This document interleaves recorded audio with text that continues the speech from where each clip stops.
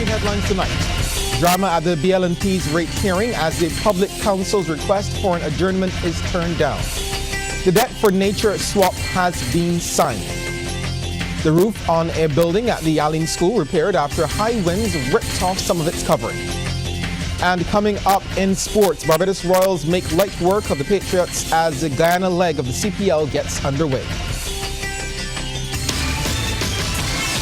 Broadcasting from our studios in the Pine St. Michael, this is CBC NewsNight, starting now.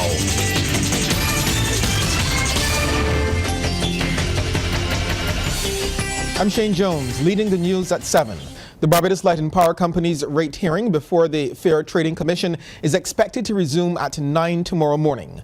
This after the 5-member commission, led by Chairman Dr. Donnie Carrington, dismissed 2 motions submitted by the Office of Public Counsel to adjourn the hearing for 2 months and extend the timeline given to participate in the rate hearing. Lisa Broom joins us now live with more.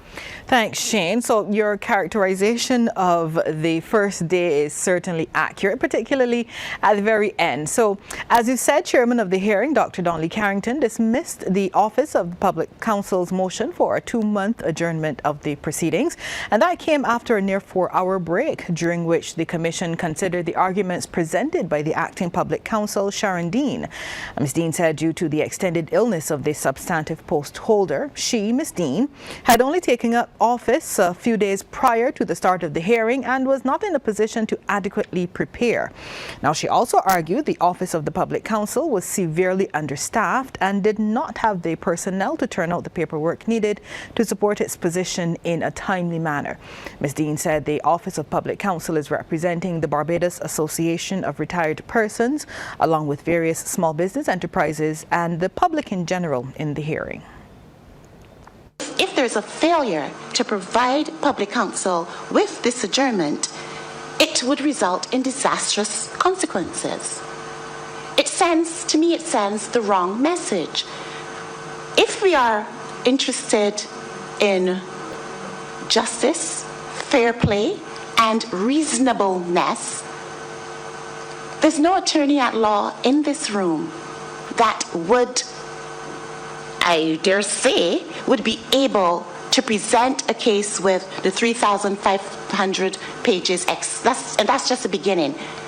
Having come into the matter on Monday, the 19th of September at 8:15 a.m., I dare say it would be impossible to be properly prepared to present any arguments that would make sense and that would protect the consumers and that would represent my clients properly.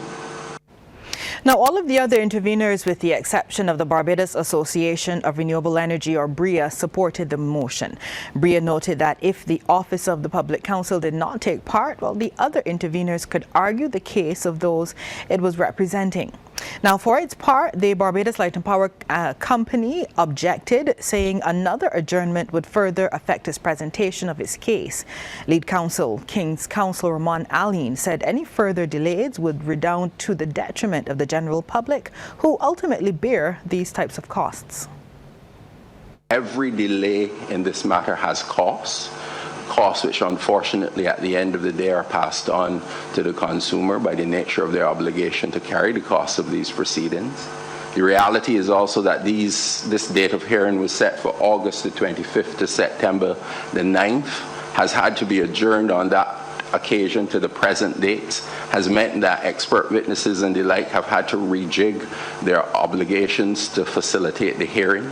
In reality, it's the reason why the applicant is now placed in a position of having to make the motion requesting permission to allow some of our expert witnesses to do their testimony virtually after they had planned to be in here in person, as would be the norm and is the requirement. That is, all parties are doing what is necessary to facilitate this hearing, even where there are inconveniences to them, even where there are costs attached to it.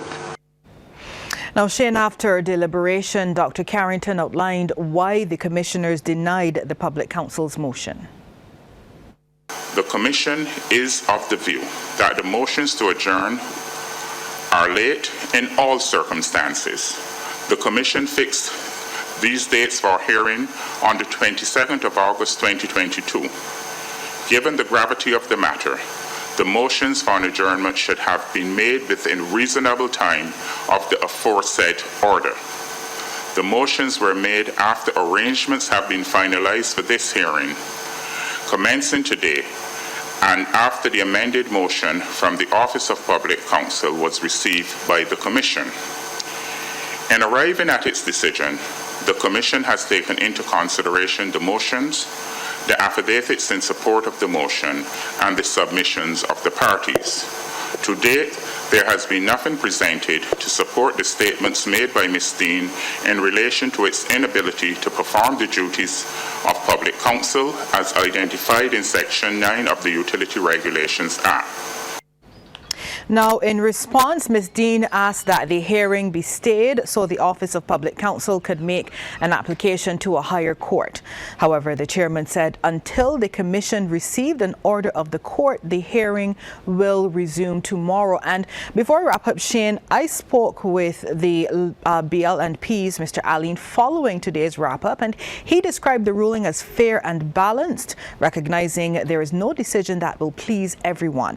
He said this is the second time a request for an adjournment was made, and the first was given to allow all parties to place their considerations before the commission, and noted that today's decision was balanced.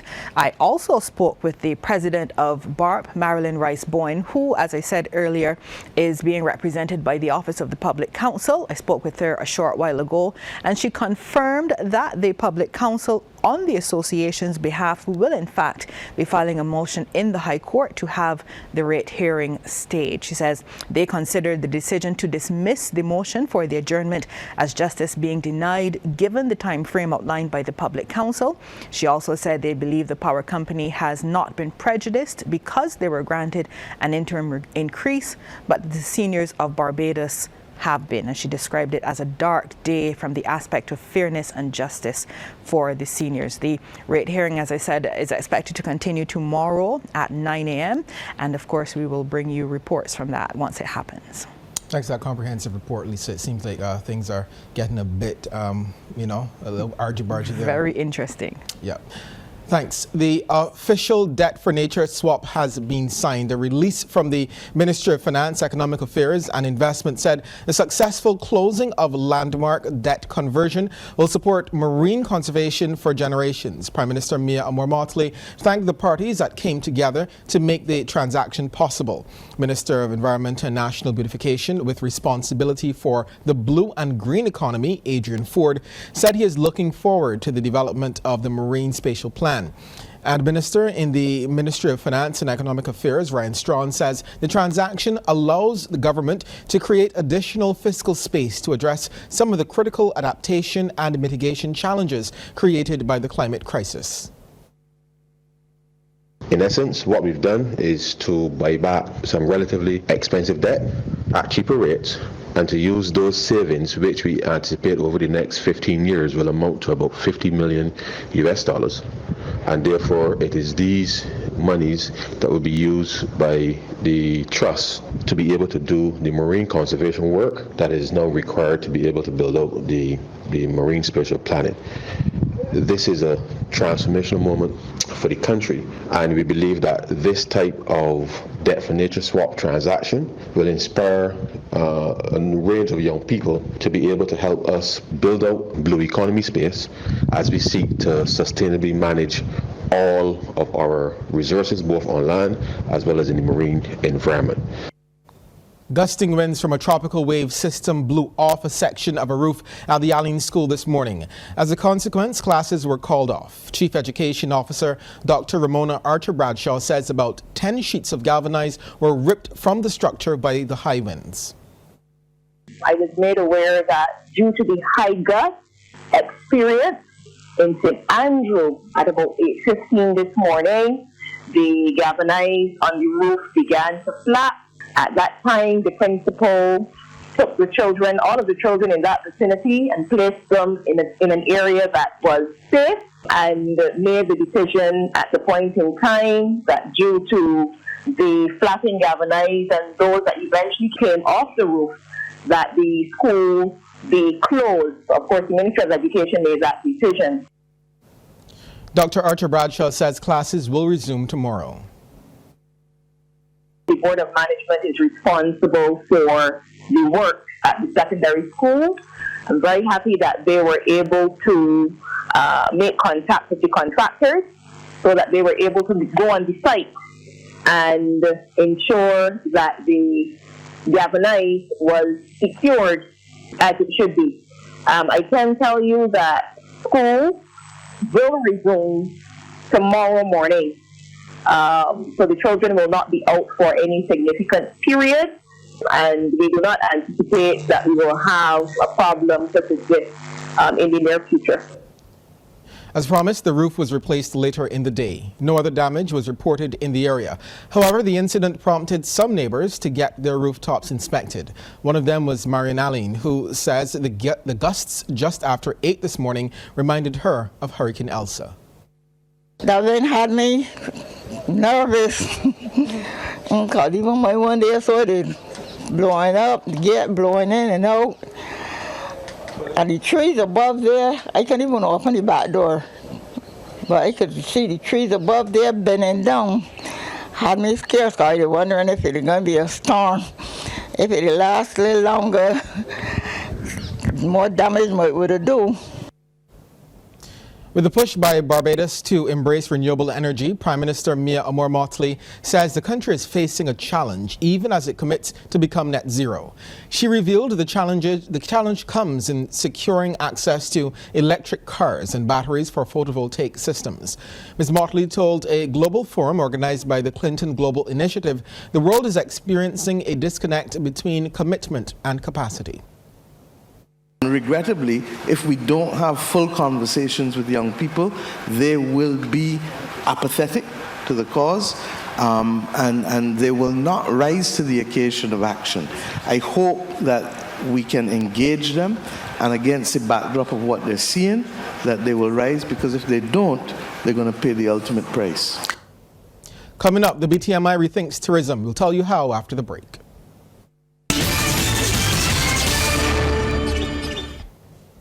Tourism officials in Barbados are moving to capitalize on the untapped experiences visitors can have on island. They are banking on the Bajan Experiences Collection, one of the strategies to market the country's tourism offerings. Chief Executive Officer of the Barbados Tourism Marketing Inc., Dr. Jens Treinhardt, says the industry is one in which everyone can play their part.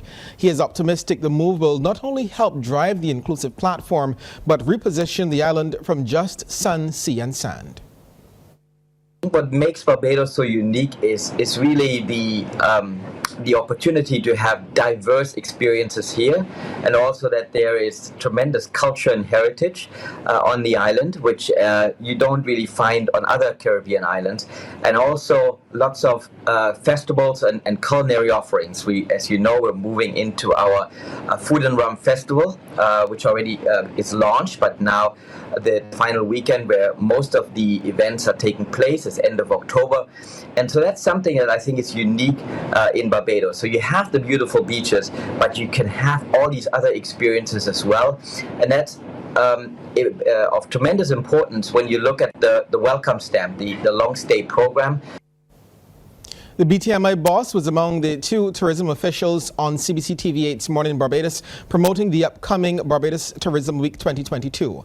Activities during the week, which starts on Sunday, September 25th and ends on Saturday, October 1st, will be held under the theme Rethinking Tourism. A total of 42 new COVID-19 cases were recorded from the 378 tests conducted yesterday.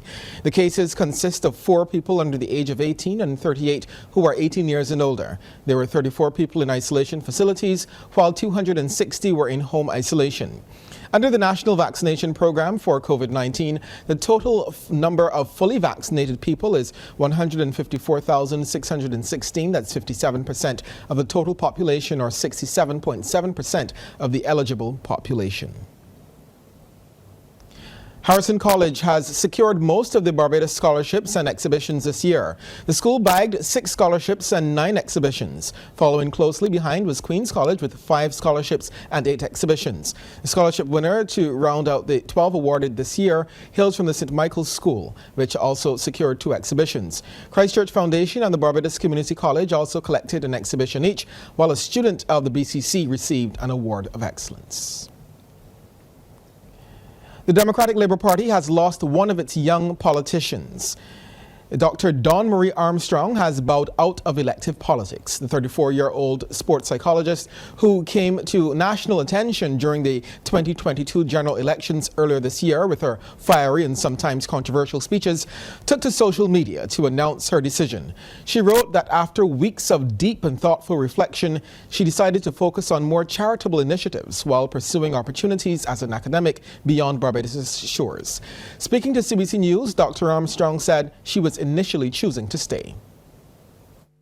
But then when I thought about my professional development, the decade that I have committed to reaching the top of my field and, thinking about the political direction that the country is headed in and the leadership that we are left with in politics as it stands, I believe that the time was now for me to pursue my professional opportunities, not just for my benefit, but for those who are in and around my company and those who will indirectly benefit from the opportunities that I am provided with in the near future. Difficulty and concerns arising in the operations of regional courts in the Americas will be tackled during the Caribbean Court of Justice's first hemispheric meeting of regional courts. The meeting gets underway tomorrow and runs until Friday in Trinidad and Tobago.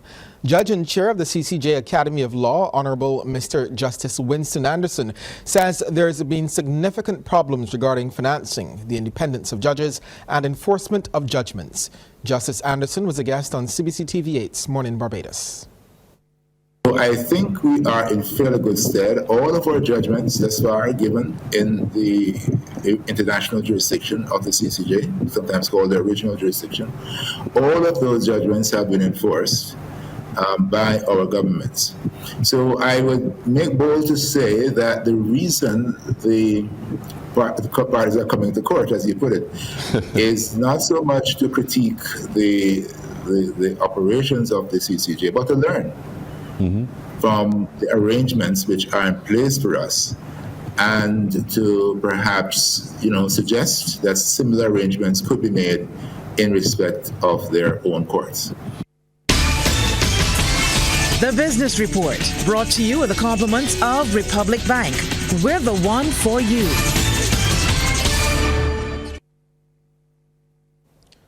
Look beyond Barbados. That was the advice from Minister of Youth, Sports and Community Development Charles Griffith to the Small Business Association's Small Business Week 2022 Youth Symposium at the Lloyd Erskine Sandiford Centre today.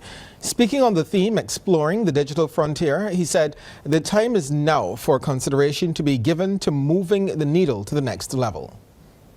It is time that we transcend the shores of Barbados. And hopefully next year, we will be having the youth entrepreneurship program going through the region, where we will allow those young persons from within the Caribbean who are looking to get involved in entrepreneurship, in starting their business, to be able to access our training program online. The Youth, Sports and Community Development Minister also called for the decentralization of the youth training program. We were going via the social media, like I said, but the truth is that we need to get in my constituency in St. John, we need to get to St. Lucie to deliver the services. And I've asked that we decentralize the program where we can take our training program through satellite locations across the country, because it is required, it is necessary. The fact that persons are unemployed and to ask them to pay 4 bus fares to come to Sky Mall to engage in training is really, in a sense, not on. Fisherfolk are utilizing digital technology to help them easily locate fish while saving time and energy. Director of DigiFish, Dr. Shelly-Ann Cox, calls it an ecosystem approach, which is important to the blue economy. Dr. Cox is one of 3 award winners in Export Barbados' Oceans Innovation Challenge 2022. She says the use of technology in monitoring habits and changes in the marine environment is extremely important. We're not just managing the species. Fisheries management is about managing the people, their livelihoods, the industry, the food security, as well as how are we making sure that our future generations can have that high quality fisheries product that we are, enjoying and experiencing now. So DigiFish, and that's the long title. And something like this, especially when we envisage this large comprehensive framework for fisheries monitoring and traceability, of course Blue Shell Productions is the company that signed up, but I can't do it alone. CBC Sports Night is brought to you by MCTV for all your Premier League, UEFA, and NFL action. To upgrade or install, call MCTV at 228-6288 and get back in the game with MCTV.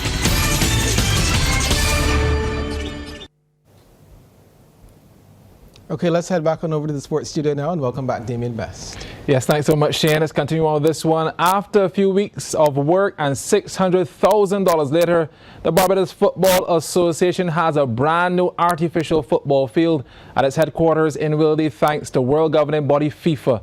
Workers from Holland completed the removal of the old turf last month and then installed a new surface which will be tried and tested during the championship rounds of the ongoing BFA Republic Cup and Women's Super League tournaments. The Women's Super League comprises 9 teams with $20,000 for the winning squad, and on the men's side, the Republic Cup is divided into 8 zones with 48 teams, with the first place team taking home $30,000. The BFA President Randy Harris says the new field also allows for international matches to be held at Wilde once again. We were in a little spot because of the age of the former turf and the fact that it did not comply with the regulations as set out by FIFA. It has been a pretty expensive exercise. It's cost the BFA over $500,000, and it was done by the best of the best, Edelgrass of Holland. And we look forward to having our main games here at Wilde again. Well, Harris also says the grass field constructed next door to the artificial turf is being further developed and should be completed in the first half of 2023 at a price tag of $150,000 US.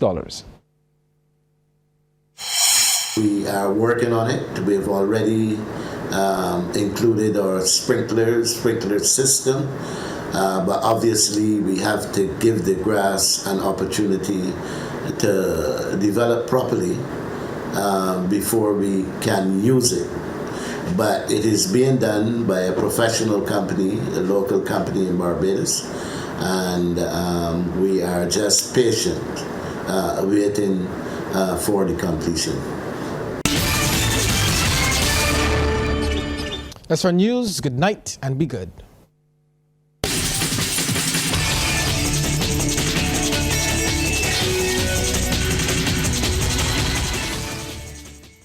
Thanks for visiting us. To get more stories like this one, like and subscribe to our YouTube channel.